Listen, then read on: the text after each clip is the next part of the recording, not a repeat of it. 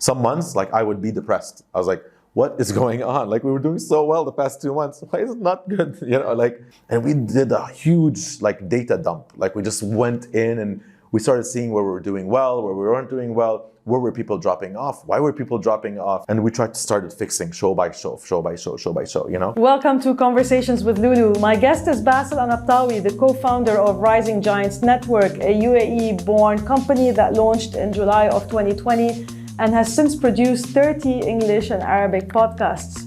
Basel is an early podcaster. You may know him from his show Basel Meets. He's also one of the key figures in the podcasting scene in the region. In this conversation, we're going to talk about getting started with Basel Meets and what are some of the key learnings he has taken away. We're also going to talk about the challenges of this business and how are brands working with podcast networks to co-create content and build communities. Welcome to the show. Hey, I'm happy to be here. Yeah, it's great to see you. Last time I saw you, I was on your show on Basel Meets. Yeah. And then the second time I think we met, you were starting Rising Giants Network. That's true. Yes. So it's been a couple of years, I guess. Yes, but we've stayed in touch. We have stayed in touch. Yeah. You are definitely someone I can pick up the phone and speak to, right? Anytime. Anytime. Yeah.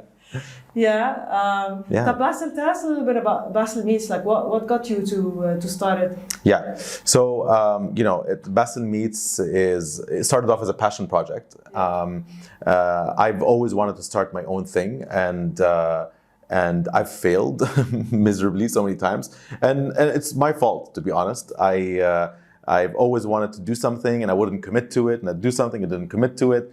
That's human, by the way. That's human. Yeah.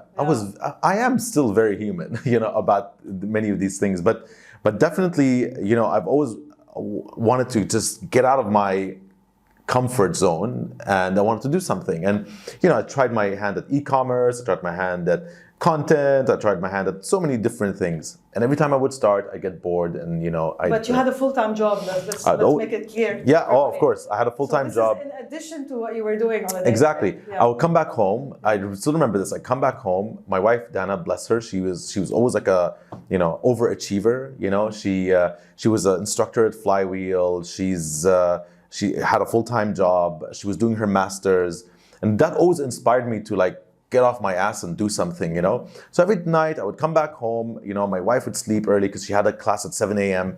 And I would sit there and open my laptop, open my presentation. I'm like, okay, let's see. E-commerce, and I started putting stuff together. I'd get bored after 10 minutes. I'd open Bukra.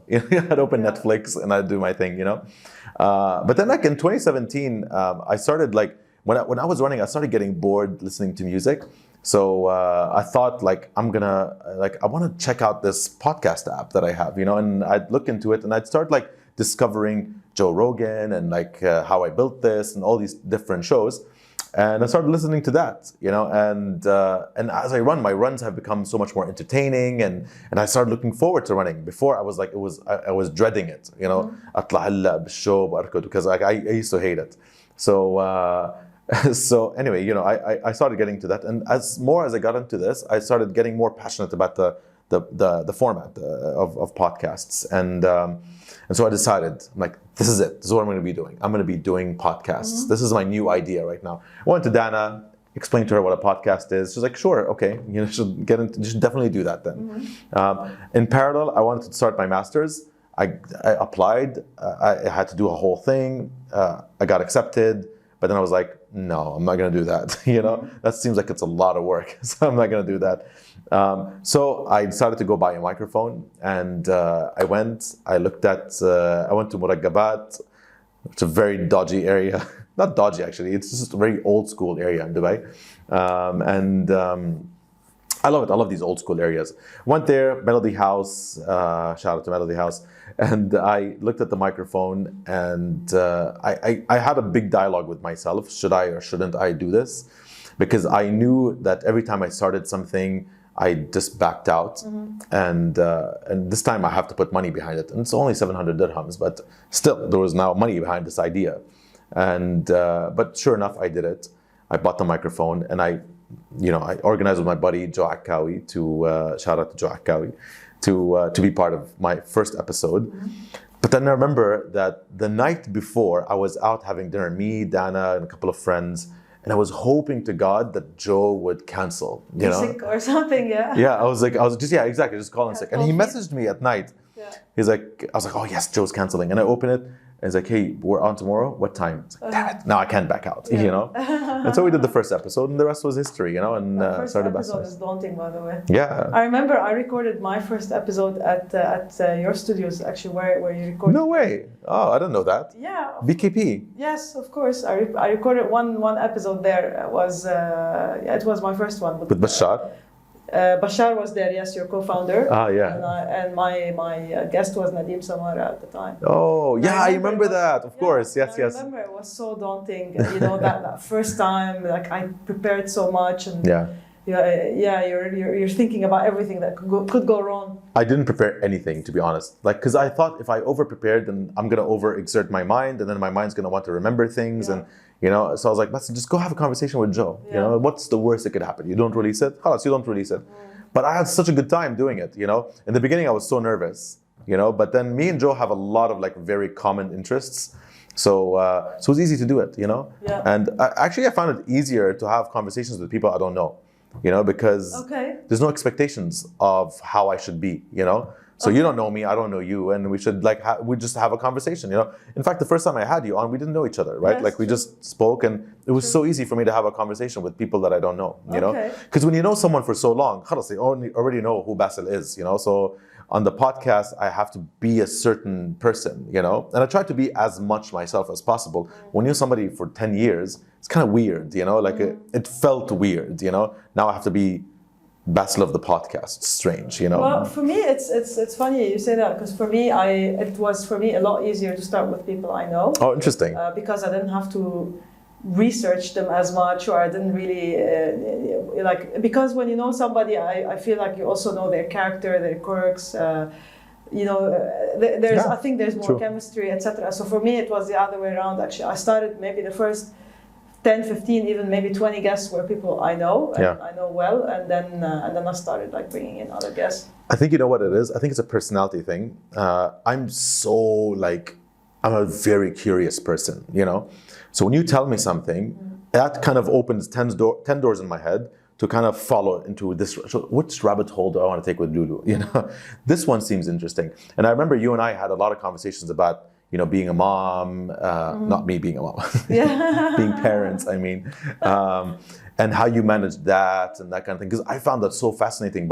Your journey was very interesting for me. Yeah. And the fact that you were also like a mom, and you had just delivered, I think back then, remember? Yes. You just delivered. And, and I had related that so much to my experience with my wife, who was just about to deliver. And she's also, like I said, she's an overachiever. And, you know, so I guess in nature, I'm so curious that when I talk to people, I like to know more about them, and I'm genuinely interested in what they have to say and how I can relate that to my story, my journey, my surroundings, and that kind of thing. And that's why I think I found it to be easier to have just strangers on the podcast, you know? Yeah. It's weird, I know, but what you said makes a lot of sense too. Like, yeah, but you went and reached out to people even outside of the region, right? Like you had international guests on your website. You had artists. Sure. Yeah. Like how did you get some of these artists? Like, can you?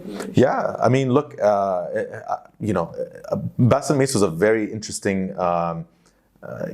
Exercise in dropping your ego, you know, and just asking people to get on your podcast. And if they say no, they say no, you know. Yeah. And then suddenly I started I started getting into this thing. I had an Excel sheet with names of people on it, like people I would love to have on the podcast, you know. Khalid Al Amiri was the first one. Khalid Al Amiri, big influencer. He's very big here. So easy for me to get him. Like, it was just, I thought it was going to be layers of people. Maybe I should try him then. He's awesome. I should definitely hook you up with him. Okay. He's incredible. Him and Salama, great people. I just messaged him through Joe Akawi, my first guest. Okay. So good thing he didn't cancel, you know. He put us in the group, and I told him, hey, would you like to come on my podcast? He's like, yeah. And, you know, he came on and had a really crappy, dingy studio that I was recording out of. It was so dodgy, like you know, it was just really weird. Even the owners were never there. Like, just keep the door open for me. Just go in, and it was so dodgy and dark. but hey, I made it my home. So yeah, I had Khalid on, and then I would reach out to more and more people. Like I had Jeff Staple, who was a sneaker designer, because I was into sneakers back then. Not so much right now. Okay. It was a very expensive hobby. But like, it was so cool to have him on, and then and I reached out to him through his website, and they just said okay. And the biggest one obviously being Slash from Guns N' Roses. I'm a huge rock fan, and I'm a huge Guns N' Roses fan after Metallica. Like, Guns N' Roses is my second favorite, and I remember somebody telling me like, why the Slash get on your podcast? You're so small. Like, why would Slash from Guns N' Roses get on your podcast? And I was like, well, all I gotta do is try, And I tried through Anghami. Shout out to Anghami. I pitched it to them, and I told them that he should come on my podcast. So if he comes, he shouldn't be talking to anyone except for me. Don't give him to like some newspaper or whatever. Like, who don't know what to ask him. I know what to ask him.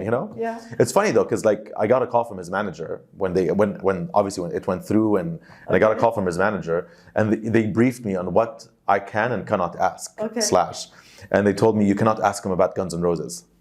It's like, how can I have a conversation with a Guns N' Roses guitarist and not ask him about Guns N' Roses? Like, that's because he just released a solo album, so you need to ask him about his solo album. Oh, okay. But the way I did it was I asked him questions, but honestly speaking, I got amazing answers from him because I got so much press after it. Like, he said something. There was a solo song that I like of Slash, and I asked him about it. And he said that song was supposed to be a pitch to The Walking Dead. It was supposed to be a song that he wanted to be on The Walking Dead because he loved that show, but they rejected it. So he took it and he made it his own song, and it became like one of his big songs. And that was an unknown fact. Like, no one knew about this, right? And the moment it came on the podcast, it went on The Independent, on like all these publications around the world. Had Slash appeared on the Basel Meets podcast. Okay. Me and Basel Meets, and they linked back to my podcast. Yeah, it was amazing. Like, so what's the learning from that? Like, I mean, I don't know if there's for me, it's okay. So I think from Slash in particular, I think it's just, just go in there, try to, if you get challenged by what not to ask, try to ask him by what he wants to talk about, and then steer him into the territory where you want him to go. But sometimes, honestly, like, he will go to areas where you just didn't expect, and it opens more like sort of doors for you to ask other questions. Like, from the back of that, he started talking about Guns N' Roses himself. He talked about how him and Miles Kennedy, his vocalist on his solo albums, how they work together, and how much he loves working with Miles, and then how his experience as a solo artist is different from his experience on Guns N' Roses, and how that happened. So Khalid started talking about Guns N' Roses on his own, and it was really cool. But also for me it was amazing. Like, it was the small, the young 19-year-old or 18-year-old who used to listen to Guns N' Roses all the time on the way to university, fulfilling his dream, sitting in front of Slash. And I had that. I'm lucky, alhamdulillah. Like, I had that with Metallica, like, as well, because I was a Metallica fan since I was 13, and the fact I got to meet Metallica because of my Basel Meets Metallica campaign, and what Basel Meets Metallica campaign? I mean, when they came in 2011 to Abu Dhabi, there was no way anyone was going to meet Metallica if it wasn't me. Like, it's just, I had to be, like, there's no way. I'm the biggest Metallica fan in the world, So I started this hashtag Basel Meets Metallica on Twitter in 2011, and it just exploded. I was on TV, it's crazy. It became a top trending topic in the UAE. Okay. TV, magazines, websites, radio, everybody calling me like, why should you meet Metallica? And like, I would pitch it to them and stuff like that. And eventually Du got me the pass, and I got to meet Metallica, and and they were on your podcast. And well, there was no podcast back then. Okay. It was that was 2011. Yeah, there was but I got the video and I put it on my YouTube channel. Right. And it was always called Basel Meets Metallica, the YouTube channel. And then I made it Basel Meets, and then started. And when I thought of a name for the podcast, I was like, I was just gonna call it Basel Meets Metallica, Slash, Lulu, everyone. I'm just gonna Basel Meets people, So yeah. So I guess your thing is ask, like don't be scared to ask, right? Yeah, don't be scared to ask. Be creative. I guess you're creative. I mean, you find ways to get to these people. Yeah. Hashtag campaign, Rami, like you're always. You gotta hustle, Yeah, like you're always finding a way. I think I've always been, I've always liked challenging myself to do something that's that a lot of people couldn't do. So, yeah, for example, when I first saw Metallica, ever, I saw them in Germany in 2008, and there was 90,000 people, coming to watch Metallica at that concert. So the odds of you being at the front barricade is 1 in 90,000. Well, not 1 in 90,000. I guess it fits 1,000 people, so whatever the math is. But you know what? I woke up at 7 in the morning, me and my buddy Zaid, and we went to the festival grounds, and we waited until they opened the gates, and we ran. It was us and another 200 to 300 people waiting, and fanatics. Fanatics, and we ran, and no food, no water, nothing. Yeah. I ran until I got the barricade, and this was at 10 in the morning, and I waited and Metallica was going to come on at 10 in the evening. Wow. So I waited 12 hours. But you know what? Every single person who told me you were not going to be at the front barricade, I proved them wrong. That was the front barricade. I saw Metallica for the first time right in front of me, and it was the best thing in the world. I do not regret it. Amazing. I had a huge meal afterwards because I was so hungry, But yeah, that attitude is so important, like challenge yourself. And what is your capacity for you to do it? Like, I think it's very important to understand what your capacity is and challenge that capacity, And my capacity during Basel Meets is how many people can I get in this podcast? And can I get Khalid Al Amiri? Can I get these people that are so unattainable, And I think I proved to myself that I could do it. So on to the next thing. And what else can I test my capacity on? And I think that's the biggest learning for me, not just Basel Meets, but just in general for everything that I do. Work under pressure. What's your capacity to deliver? So at what point did you decide I'm going to start a podcast network? So you went from a hobby. Why did I do it? To you raised $1 million. Yeah. Right? Yeah. Well, that was the announcement. Yeah, no, it is. It is. It's just I always question my life decisions. So. You can relate, right? You had a startup yourself, so you know how it's like not rosy at all. You sometimes you just you just do it sometimes and you just think about it later, especially if it stems from a passion of yours. Yeah. Right? Like a lot of entrepreneurs could be calculating, thinking, okay, like this is a great industry that has a growth rate of X per year, and right. The total addressable market is like 2 billion. Therefore, I'm gonna pick this niche and build a business. So there's those types of entrepreneurs. Yeah. And there is like me, like you, people who are. I'm definitely not that type. Yeah, me neither. When you know what? If I had to do it again, I would be that type. Yeah, like, I think because you learn with the process, I need to know this so make this succeed. Exactly. Yeah. But when I started, it wasn't like that. So, yeah, for sure. So you decided, okay, I want to build a business out of this. You're doing great. 30 shows. Yeah, we got 30 shows. Look, you have hit shows as well. We have, yeah. Alhamdulillah, it's a struggle. It's a daily grind. It is a daily grind. But how we started was like I met Barry Kirsch. Barry Kirsch owns BKP. They're a post-production audio studio in Dubai and in Saudi Arabia. And amazing guy, super down to earth. And sometimes when you want to get into a business, you want to have the right person to do it with, Absolutely. And he you is better. Yeah, you have to. And I really gravitate to personalities that I feel complement mine, Look, I was never, like you said a very important thing, like people who think about addressable markets and X by year, blah, blah. I'm not that person. And I tried to be. And I think that's why every single time I tried to start something, it didn't pan out, because I just realized I'm not that kind of person. I can't go to an investor and be like, X growth per year, but I don't know how to do it. That's not my language, And I've never been, I was a content guy. That's my job. Like my job was always in content, and so I'm creative by nature. I always also have a corporate side because I've always worked in corporations and stuff like that, So Barry is very much like me. Like we clicked because we have that same thing, So he told me I want to start a podcast network, or I want to start a podcast company. What do you think? because you have Basel Meets. Like, I want to start a podcast network too. Like, I always thought that I want to get, these shows that I love, like the Wondery shows or the NPR shows or whatever. I always wanted to do Arabic equivalents, and he said, okay, you can use my studios and let's do something together where you can utilize BKP studios and stuff like that, and we can be partners in this thing. And so we started, me, him, and my partner Bashar.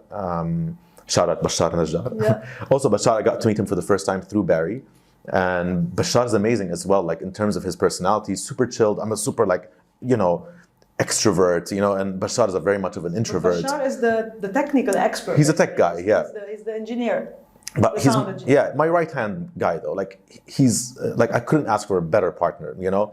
متعاون, cooperative, and listens to me and I listen to him, and we it's a very good relationship that we have. And so when we felt like that could work, we then got another guy with us who can do the things that you talked about, X growth, The Tam Sam song. Yeah, Tam Sam. What is that? Target addressable market. See, I don't even know what that is. Yeah. We just got this out of the podcast. No more investors in the future. Yeah. No, but yeah, he comes from that world, and he kind of believed in what we were doing. So it's okay, listen, guys, I'm gonna structure you, and I'm gonna put some money behind you, and then I'm gonna help you get investors. And sure enough, he helped us with that. And me and Bashar, we started creating shows. And in July 2020, we launched in the midst of the lockdowns. Yeah, there was COVID-19 lockdowns, what are we going to do? Because we spoke about this before the lockdowns. But now we have no access to studios, we have nothing. Everyone is at home. I keep throwing Arabic in there. And then it worked in our favor because Bashar was in Saudi for work with BKP. And then all the airports shut down, so he couldn't leave Saudi. But so he met a lot of great Saudi talent that started working with us. People who are media personalities were sitting at home. They weren't going to the studio. So we sent them microphones and they started working with us because they were bored at home and stuff like that, like influencers and stuff like that. And we launched with 7 shows. By the end of the year, we had a sizable amount of downloads, and based on that, we went and we sold the dream, of a podcast company. And there wasn't many examples in the region. So you did the 7 shows before you raised the money? Yeah, before we raised. Yeah. So we had nothing before that. So 7 shows, and then we had BKP access. Because after the lockdowns, the studios started opening up again. So we started getting people back into the studios and stuff like that. And then in Jan 2021, we raised what we raised, and we just went, racing. It became super focused on creating shows and, recruiting as many people as possible under the network, and then see how it grew. Trying to understand what the verticals were that were working for us, and then how we doubled down on what worked and what didn't work, how we cut it out, and we made a lot of mistakes, obviously, So, but yeah, you do what you got to do. Can you mention some mistakes? Sure, yeah. Where do I start? No, look, I think we in the beginning, I think there was a lot of sometimes we would put a lot of effort into one thing, and that thing wouldn't pan out, and that was a mistake, for example, a client would come in, and we were so focused on getting revenue, because you have to have revenue to have a successful business. And so, okay, we have these shows and they're moving and stuff like that. So we got to get revenue. And so anybody who would give us a hint that they were going to pay us money, we would put all of our effort into that. So what suffered was our shows, because we would be, all of the company, all 3 or 4 of us would be focused on, that deck and doing demos and all these type of things. And then in the meantime, the rate of downloads is suffering because we're not focusing on the shows, And so that was, I think, a major thing for me that I learned. Being concerned about revenue early on. Too concerned about revenue. I don't think you shouldn't, because you have to get revenue, and I'm not going to sugarcoat it. Yeah, you have to get money. But you are in a very difficult industry, podcasting. Extremely difficult. Revenue is You know how difficult it is. You have to. I know how difficult it is. You know how difficult it is, right? It's so hard. No one gets it. Like, it's just, I have to do an educational, like, monologue every single time I talk to anyone about podcasts, you know? And it's so, like, it's soul sucking, you know what I mean? Like, it's everyone. Well, except for actually Saudi clients are way more like, they get it more, because I think it's just much more in the ether. You know, it's in the zeitgeist of Saudi. Like, they get it, you know, they get what a podcast is. They have a few really big mainstream shows over there. So, you know, but it just gets tiring. But, you know, with time, we start seeing people more responsive and starting to get it. But that's just, it's very tiring for us to do that, you know. And so what we tried to do this year was really balance between that, you know, the focus on our shows and focus on on the revenue streams, you know. Naturally, I started gravitating towards partnerships and revenue, whereas now the team I trust way more to handle the shows. So we became, I mean, I still have to read scripts and stuff like that when we do have to do like a big show.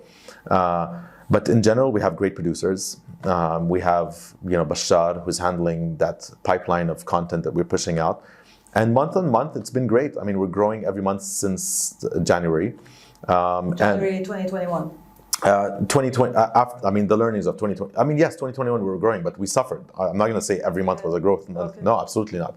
Some months, like, I would be depressed. I was like, what is going on? Like, we were doing so well the past 2 months. Why is it not good? You know, like tears and, you know, all of us crying. And but then what are you going to do? You got to get up, shake it off, and continue and see where your mistakes were. And we did a huge, like, data dump. Like, we just went in and we started seeing where we were doing well, where we weren't doing well, where were people dropping off, why were people dropping off, you know? And we tried to start fixing show by show, you know, and creating stuff like that. So what works? Like, what are the shows? I mean, There's I know no... you have some hit shows. No, we have a few shows that are, you do, like, okay, we learned a lot, right? So, and everything you do right now is kind of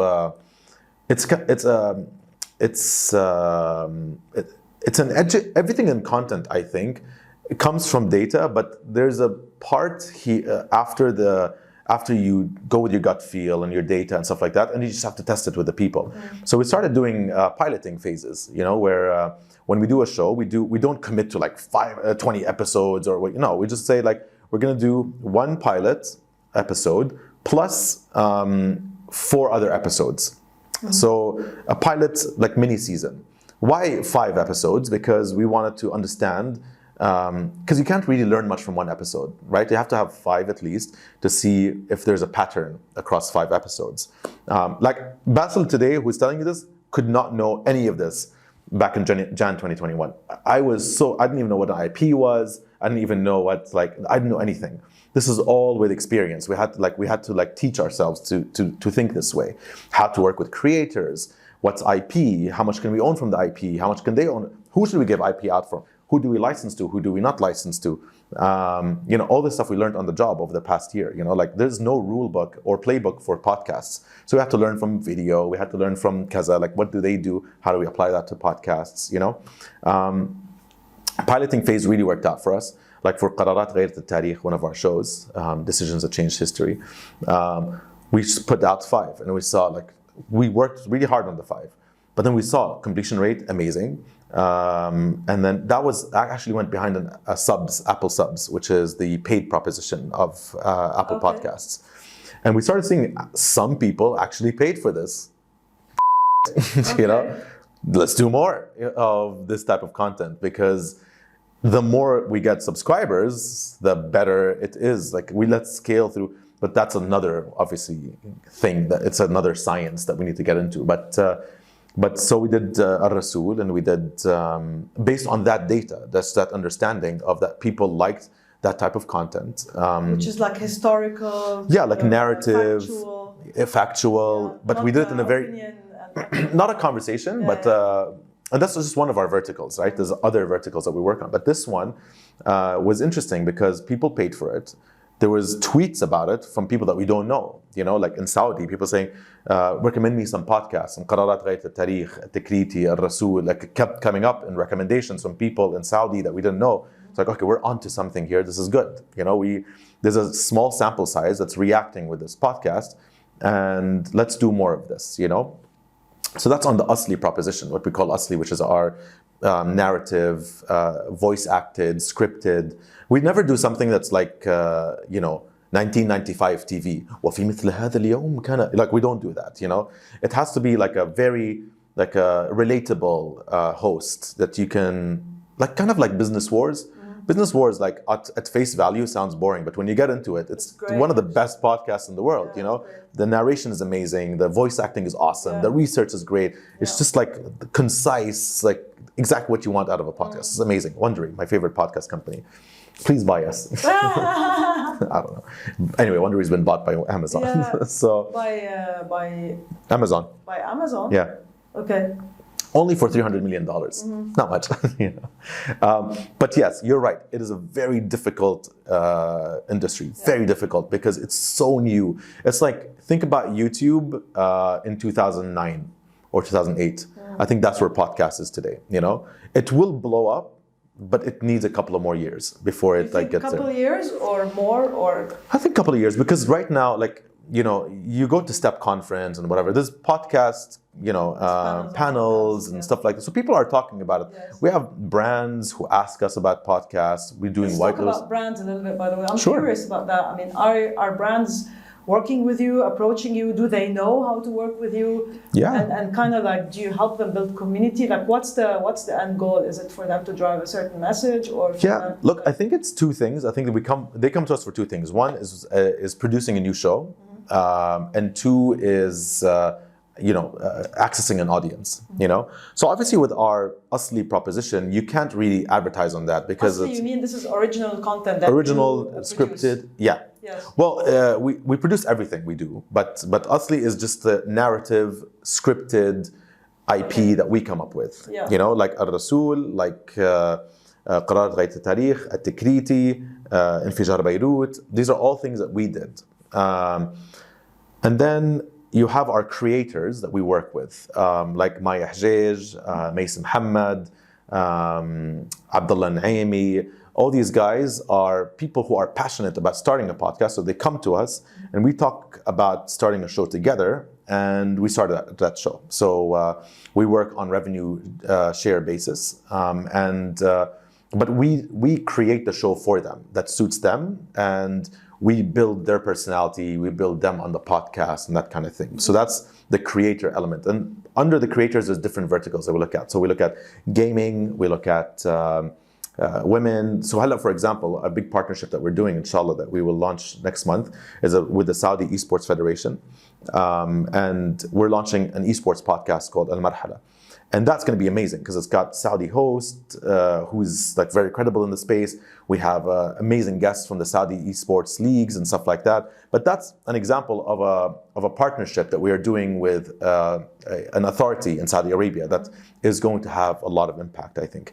In terms of brands, I think brands fall within these two things. Now? Some yes, some no. I think some of the brands that advertise with us, of course they do. Like Nivea and Infinity, to name a couple, like Formula One in Saudi Arabia. We've worked with a lot of these type of brands. They come to you directly or through an intermediate? With Infinity, well, most of the time, yes, it is direct. Yeah. But we're hoping to change that it becomes a natural thing through media agencies. Okay. That's what our goal is. Because obviously, if you become part and parcel with a media agency, then you don't have part to. Of the media plan. Yeah, exactly. Become part of the media plan. If you're listening to us, media agency, who media buyers. Samara, I think, was on the. Samara, yeah. Please send that to him. I don't know if he's in an agency or not, but he's no longer with OMD. But yeah, if he knows someone at OMD. Yeah. But yeah, so it is. I mean, that's where we need to get to. So it's because it's a lot of effort for you as well. It is a lot of effort. It's so much effort. It's go and pitch it, and every pitch to a client is a major pitch. Yeah. You put the deck together and you have to go to the client and you have to show the client the KPIs and then you have to make sure that you don't price it at a point where they're like, "Oh, buddy, you're just a podcast, all right? You need to calm down," But I have So, you know. But you were saying, so some get it and some, but like when they get it, is it mostly on the sponsorship side or they want to co-create with you? Some come to us to co-create, and then we tell them it's better. You have this proposition that you want, we have already with existing podcasts, so it's better for you to jump on that. Okay. You know, look, at the end of the day, it's very similar to what any content creator is. All we're doing is it's content creation. It's the same thing, except it's predominantly audio. You know, that's it. You know, but I can get you the same engagement you're getting off this Instagram influencer. You know, with Mace, for example, who has Lahza Ma Mace, and it's a great show, and it gets very high engagement and you know, very high completion rate. And you know, so we can do that. You know, it's an educational process with a lot of people that we can potentially do that with. You know, so yeah. How do you build a community? So it's because obviously distribution is a big part of it. I mean, there's the whole obviously content piece, right, and the production piece, but there's also the distribution piece. Yeah. And I think like because we spoke about Joe Rogan, and I think what is interesting about Joe Rogan is you have a lot of engagement, at least before he moved to Spotify, right? I think one of the reasons why people were upset because he moved to Spotify is because there was a lot of engagement on YouTube. Yeah, right? True. Yeah, he had a lot of. How do you build this here? I mean, do you actively build this? Do you want to build this as a network, or is it? Do you mean as videos or just generally? As a community, like, you know. Yeah, I think we take again, this is a learning over the past year, is that we started grouping shows that look alike closer with each other. So if we know, for example, people are seeking value out of a podcast, what kind of value are they seeking? Is it a mental health value? Is it a fitness value? So we understood that, if you look alike, then maybe we can advertise shows across each other, for example, to grow audiences. Also, we work a lot in partnership with the platforms to understand what the platforms want, and what kind of programming are they looking for? And so how can we help them create those shows that can naturally fit within what their agenda is, and platforms being like Apple Podcasts, like Apple, Spotify, Deezer, Anghami, all of these guys, And it's very important to maintain that relationship with them. And then also making sure that we have the right creator to be a host for the podcast, because that creator comes with credibility, and you don't want a creator that doesn't know what they're talking about to talk about mental health. Like, who are you to talk about mental health, Yeah. So good credibility, good sizable audience is preferable if you come with a sizable audience, because we can use your platform to also seed that content as well. And then PR, I think, is important. So like, we work with a PR agency to help us put the word out there. So, we got Maya on a couple of publications, for example, to talk about what it means for her to do, to cover the topics that she covers on her podcast, not necessarily the podcast itself. So all these things help us build these audiences. At the end of the day, yes, we're a podcast company, but in reality, we're an audience business. It's a media business. Yeah, it's a media. We sell audiences. Like I don't want to say that, obviously that sounds wrong, but we sell, like, why brands come to us is they don't come because they like, Basil as a person, great, we're good, but you want access to the audience groups that we are developing and nurturing and developing these communities and that kind of thing, and that's the type of business that it is in reality, Now, for us, there is obviously a bigger goal, For us, it's, we always say, like, the mission is to move podcasting forward. And what that means is, having more voices from the region talk and tell their stories. And I really like that there is that element with podcasts. It's a very authentic type of content. It's empowering credible people. It's long form. So like, it's not like a scrolling thing where you see 3 seconds and that's that. No, it's long form. It requires your attention. It fills a gap in your day, where a dead gap in your day, when you're driving or when you're running or whatever. It fills that gap and it gives you value, and that's so important, I think, for us. And we want to do way more of this, and that's the mission, to move podcasts forward by having so many of these voices join us. And, we're on that path, like you said, like 30 shows. and hopefully to reach the 100 and 200 and, you know, yeah. And get Amazon to acquire you. I will not say no. You would not say no. Please, if you're... And so just to wrap up, I guess, just on the financials, because I think, again, podcasting is, I think it's definitely gotten bigger than I think when I met you a few years back. Definitely, yeah. But like, how are you finding, you know, fundraising? If like these, do you have these conversations? I'm sure you're. Yeah. I mean, as a founder, Sure. or a co-founder of a business, right? You're probably always thinking about the money. Where's it gonna come from? I don't sleep at night. Yeah. That's what I do. I think about that all the time. Yeah. I didn't even think this was possible for you to think about this all the time, but you have to. Like, you have to, because when you love something so much, you want it to survive. Yes. You know, like, and I do. I love Rising Giants. I love what we're doing. I love our podcasters. I love the people that we work with. It must be challenging because I feel like a lot, I mean, at least like now that I do angel investing and I've met a lot more angel investors and obviously the VCs, etc.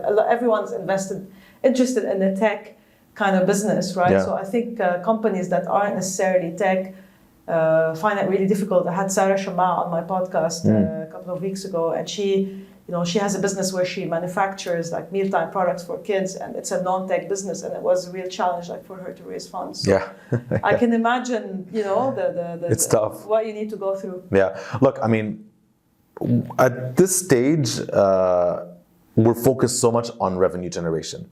Because if revenue comes in, it keeps us alive. That funds us. Like, we don't need to raise. We don't need to, So that's what we're laser focused on, and to sign deals that make sense for the business, but also funds us enough that can keep us going to pay our salaries and to do what we need to do. So today, this is what we're focused on, and we've been successful in many instances in getting these type of deals and that kind of thing that come in and put some kind of cash injection into the company. Keeps us going and going. Now, where are we going to be next year? And will we see the need to raise again? I don't know, maybe. If so, then if that's what's going to keep us going and gets us to grow, then great, let's do that. I don't mind that at all. But also, when you want to go raise, you have to show a case study, right? Like, you have to show that, okay, I've grown this much, and this is the amount of downloads that I got, and this is the amount of revenue that I've generated.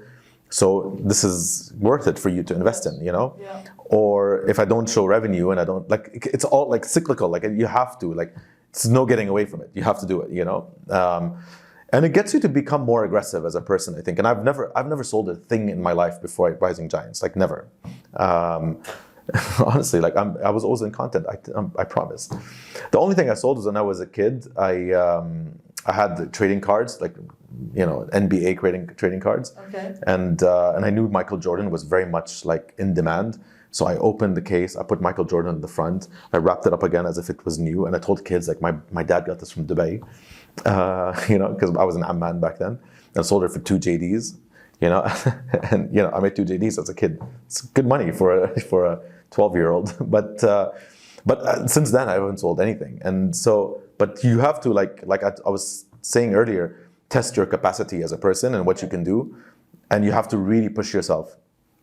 And you have to really drop your ego very quick at the beginning of your business, because that's not going to serve you at all. You know how many times I've been ghosted? Like, I go to a meeting, I sit in a meeting, and I sit there waiting for the person, and that person doesn't come and messages me and says, like, "Oh, was our meeting today?"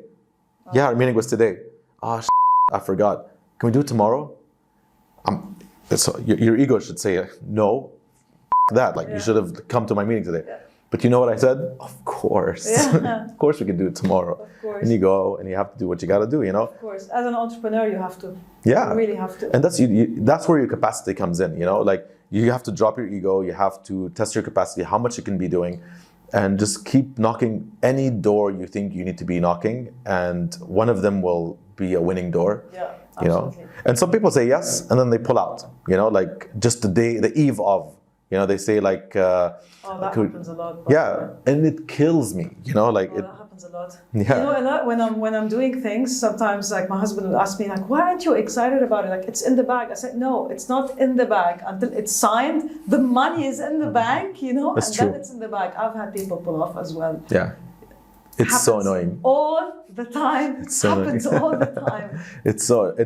I remember it happened to me recently, and I got the email in the car, and I put the phone down. It was good money, you know, and I was like, Is this a sponsorship or an investment? yeah, it's a sponsorship. Okay. And I was like, I just sat there in the car for 15 minutes. I scream? Do I cry? I didn't know what to do. I was like, Basil, allow yourself to be sad for 10 minutes. Just allow yourself to be sad. It's fine. Be sad, you know? Yeah. But then what are you gonna do? You get up, you dust it off, and you continue. Like, okay, fine, you lost it. Now what? Go find something else, you know? It's just the harsh realities, you know, that you don't really think about when you're excited about starting something, you know? But if you love something enough, I think you'll see it through. And look, maybe Rising Giants, you know, I don't know, maybe it will succeed, maybe it will fail. The possibility is still there, you know? But you have to keep at it. You can't give up. You know, you have, as cliche as that sounds, you know, and test your capacity. Just keep testing your capacity, you know? Yeah. Thank you so much, Basil. Thank you for having me. Yeah. So for the CMOs, marketing managers Please who are reach listening out. out there, you know, Put it on LinkedIn. I will cry, and just so you can put it on LinkedIn on your page so people can reach out to me. But yeah, no, thank you for your time. I really appreciate you doing this. You know, the podcast space is tough, you know. It's great to be talking to you. No, thank you. And thank you for hosting me on your podcast also a few years I'll do ago it again. and kind of talking me into starting my own. So thank you as well for Cool, that. thanks. And yeah, we'll meet again, I guess. Hopefully when I sell Rising Giants. Hopefully. So we can talk about the success exit, story yes, you know, hopefully. of RGN. Yeah, thank you so much, though. I really appreciate it. Thank you so much for tuning into this week's episode of Conversations with Lulu. If you want to know more about Rising Giants Network, you can visit risinggiantsnetwork.com. Don't forget to visit the show's website, conversationswithlulu.com. You can also follow me on social media at Lulu Khazen. If you're enjoying the show, please do leave us a review, and I would love to hear from you. Don't forget to subscribe on YouTube or wherever you get your podcast to get the latest episodes. It was great to be with you today. I wish you lots of love and light, and see you in a couple of weeks.